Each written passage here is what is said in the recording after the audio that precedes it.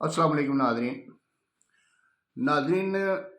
Punjab property protection act जो कि हम काफ़ी दिनों से डिस्कस कर रहे हैं और उसके ऊपर बड़े कमेंट्स भी आ रहे हैं और उनके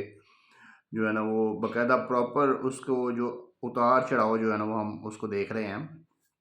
उसके अंदर एक नई तब्दीली होने जा रही है और मुझे बहुत इस तब्दीली से ना बहुत अफ़सोस हो रहा है कि ये जो तब्दीली अब की जा रही है ना, ये बिल्कुल जो है ना वो लोगों को कोई किसी किस्म का फ़ायदा नहीं देगी, बल्कि उल्टा ये फिर वही उसी जगह पे जाके लटक जाएँगे लोग जिस तरह पहले लटके हुए हैं।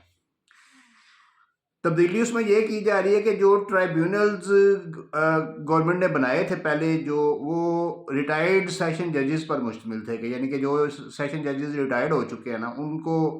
उन्होंने दोबारा रीअपॉइंट करके तो ट्राइब्यूनल बना दिए थे कि चलें कानून के मुताबिक, जो कानून बनाया गया उसके मुताबिक अमल करते हुए डीआरसी जो है ना कमेटी, वो खुद जो है ना वो जाके कब्जे ना छुड़वाए, बल्कि वो अपनी सारी रिपोर्ट जो है ना वो ट्राइब्यूनल को पेश करे और ट्राइब्यूनल उसके ऊपर फिर डिग्री जारी करे और फिर उसके बाद वो जो है ना वो उसका उसको कब्जा मिले। और ट्राइब्यूनल का जो इंटरम ऑर्डर होता था ना, इंटरम ऑर्डर होना था, उसके ऊपर कोई हाई कोर्ट भी जो है ना वो उसके ऊपर स्टे नहीं दे सकती थी। ये जो पहले जो कानून था, अब उसमें जो तब्दीली की जा रही है वो ये है कि जो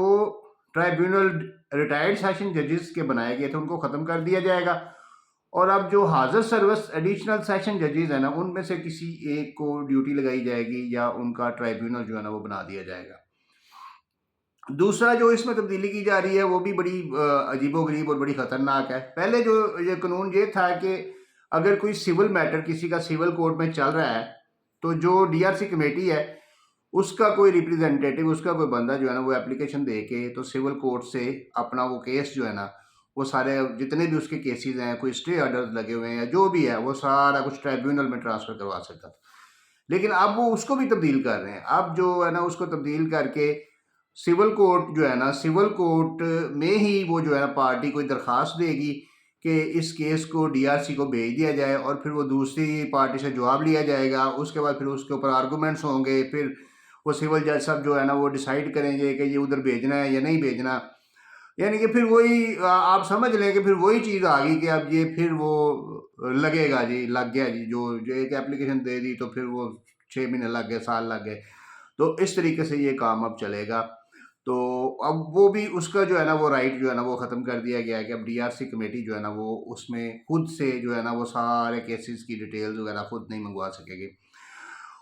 तीसरा जो इसमें जो तब्दीली की जा रही है वो ये है कि जो इंटरम ऑर्डर, जो जुडिशियल जो इसका ट्राइब्यूनल का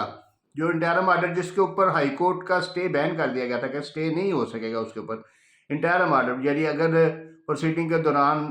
ट्राइब्यूनल ये समझता है कि इसका कब्जा वापस दिलाया जाए तो उसका कब्जा वापस हो जाता था, या उसको कब्जा दिलाया जाए उसका कब्जा वापस हो जाए, या कोई वेकेंट करवाया जाए उसको वेकेंट करवा दिया जाता है। तो अब जो है ना उसको भी जो है ना वो ख़त्म करके तो हाई कोर्ट का जो है ना स्टे की जो उसकी पावर है वो उसको बरकरार किया जाएगा, उसको रखा जाएगा। और जो है ना ये हाई कोर्ट जो है ना उस ऑर्डर के ऊपर भी स्टे ऑर्डर जारी कर सकेगी। तो ये चीज़ें जो है ना ये इसमें की जा रही हैं और ये जो कमेटी, जो वज़ारत कानून और ये दूसरे जुडिशियल कमीशन या जितने भी लोग हैं जो जितने भी बैठे हैं, जो भी जो कानून साज़ी कर रहे हैं, उन्होंने ये डिसाइड किया है, जो सूबाई कानून साज़ी कर रहे हैं उन्होंने ये डिसाइड किया है कि ये चीज़ें इसमें ऐड की जाएँ, क्योंकि इनके ऊपर वकला का और जुडिशरी का बहुत ज़्यादा जो है ना वो प्रेशर है। तो मैं तो समझता हूँ कि ये फिर कानून बनाने का फ़ायदा ही कोई नहीं है कि जब लोगों ने फिर वो सिविल कोर्टों में दीवानी अदालतों में धक्के खाने हैं और फिर उधर से फिर डीआरसी के पास जाएँगे, फिर डीआरसी जो है ना वो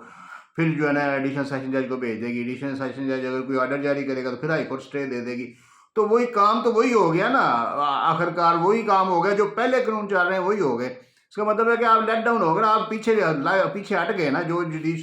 जुडिशरी और जो वकला चाहते थे वो आपने। मैं भी एक वकील हूँ, लेकिन मैं कभी भी ये नहीं चाहूँगा कि अगर किसी गरीब को इंसाफ मिल रहा है, अगर उसको उसको यानी कि जस्टिस फौरी तौर पे मिल रहा है, अगर प्रॉपर मिल रहा है, तो उसके अंदर कोई रुकावटें डाली जाएँ।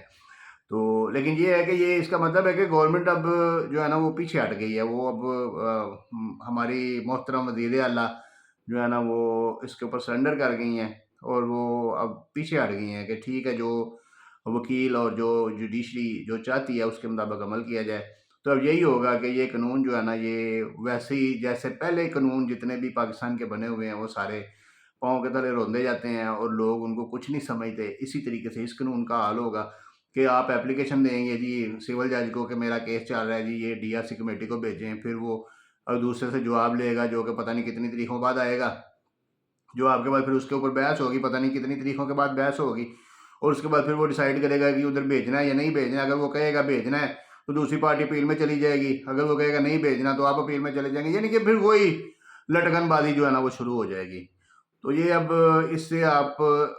क्या कह सकता हूँ मैं, इससे आप लोग जितनी भी हम लोगों ने उम्मीदें बांधी हुई थी इस कानून से, वो अब उम्मीदें मुझे लगता है कि मुझे डाउट है, मुझे यानी कि